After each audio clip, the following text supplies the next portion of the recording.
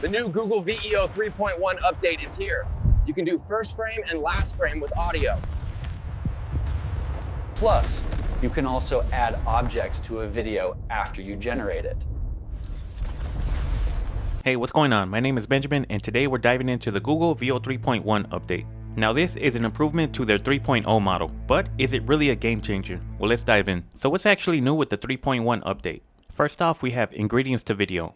So this is where you can upload 3 images and combine them into one video. And in the frames to video tab, we have first and last frame. So you don't just define where you start anymore, but you can also define where you finish at. And the model fills in the rest of the journey. Now, other AI video generator models have first and last frame, but they don't support audio until now, thanks to this new 3.1 update. So where and how do you get access to this? The easiest way to get access is to go to Google and type in Google Flow. It's going to bring you to this page right here. Now, if you are wondering how much does this cost, they have 2 different plans. They have a $20 a month plan, but you do get the first month for free. And then they have the Google AI Ultra plan, and that's $125 a month for the first 3 months, and then it skyrockets to $250 a month. Honestly, you don't need that plan if you're a complete beginner and you want to start messing around with this tool. But if you do want to try 3.1 out for free, they do give you 100 monthly credits every month. So if you are using the 3.1 fast model, you get about 5 video generations with that. But if you're using the quality model, you get 1 generation. And there is another third-party platform that I use. It's called OpenArt.ai.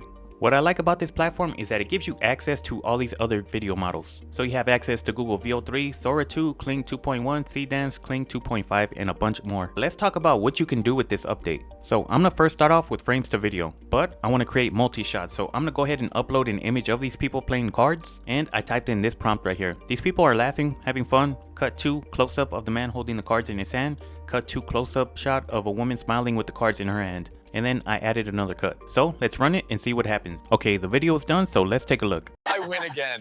You guys are terrible at this. How do you always do that?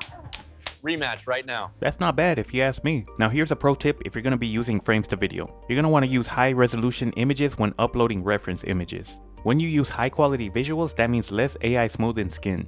And it makes your videos look more realistic. Now, if you're going to be using multi-shot mode, you might want to have ChatGPT rewrite your prompt so it looks more cinematic. Or you can download the Cinematic Prompt Director. It's a free custom GPT that I made specifically for writing prompts for Google VEO 3. If you want to get access to it, I have the link for that in the description of this video. Okay, the next update that we're going to play around with is first and last frame. This is where you upload 2 images, and the first image is where the video starts and the second image is where the video ends. So the first frame I have right here is a man sitting in his car. And the second frame is a camera point of view looking through his windshield while he's eating a slice of pizza. Okay, so I just typed in a quick prompt describing the man in the car and some dialogue that he said. So let me go ahead and run it and we'll see what we get. Okay, our video is done, so let's take a look. I made $30 in 5 hours doing Uber Eats. This last customer ordered 6 pizzas and didn't tip. So I guess he's only getting 4 pizzas. That wasn't bad, and I can see myself using that clip in a short video. So here are 3 major updates for 3.1 compared to 3.0. You get better prompt coherence than VEO 3. Also, you get better voice outputs. I noticed a lot of videos that come out of VEO 3, they have the same audio quality, which is not the best. And you also get audio on first and last frame. Other video platforms can do first and last frame, but they don't support audio. But check this out, and this is probably the coolest update they've done so far. I'm going to take the video that we just generated and add something to it. So what I'm going to do is I'm going to click on this pencil icon, which is edit. And now I can describe what I want to add to this video. And you can even add a bounding box of where you want the object to appear. So I just typed in a quick prompt. I said when the camera cuts to the man driving in the car, a homeless person appears in the back seat. So let me go ahead and run that and we'll just see what we get.